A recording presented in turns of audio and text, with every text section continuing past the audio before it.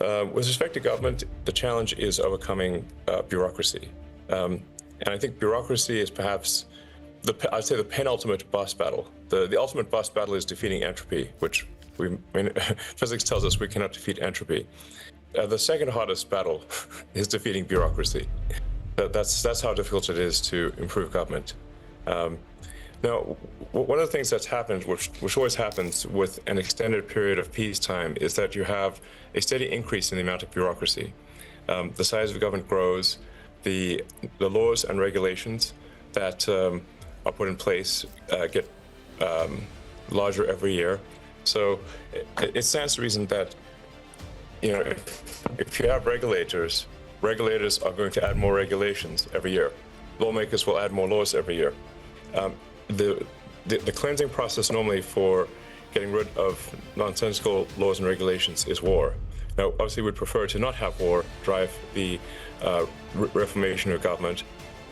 So in the absence of war, you have to have something like what we have formed here in the U.S., a Department of Government Efficiency, in order to get rid of laws and regulations. Well, with laws, we have to require, obviously, the consent of Congress. But for regulations, this can be done at the executive branch level, is to re-examine the vast body of regulations and get rid of those where there's more harm than good, of which there are many, and then reducing the size of the government, and then also balancing the budget so that we are not driving the country to bankruptcy.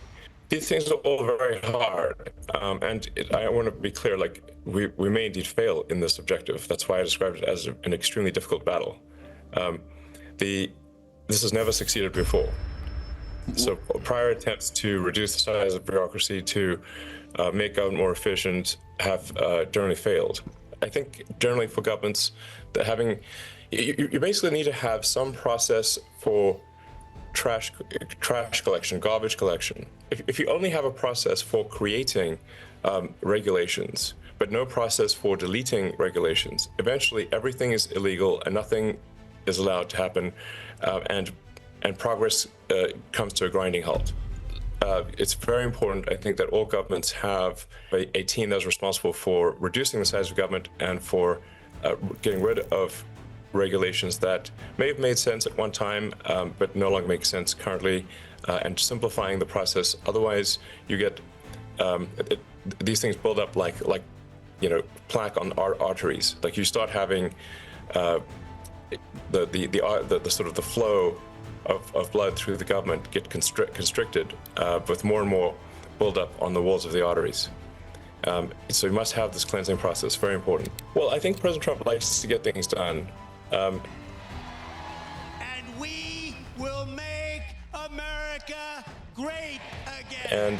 And he's not looking to, punish countries or to do things that are economically insane. But he does view tariffs as a means to gain cooperation of countries for important matters. And obviously, if countries have implemented asymmetric tariffs where they are taxing the import of American goods while America does not tax the import of their goods, then we have an imbalance. So what I suspect you will see is that President Trump will want to, for countries that have asymmetric tariff barriers, and it could be either tariff or regulatory barriers which are basically any restraint of trade. Then the President Trump will want to take action to stop the restraint of trade and ensure that there is a fair and level playing field for American companies and companies in Europe or China or wherever the case may be. So that's my guess. My sense of it is that there needs to be. He's simply looking for a fair and level playing field.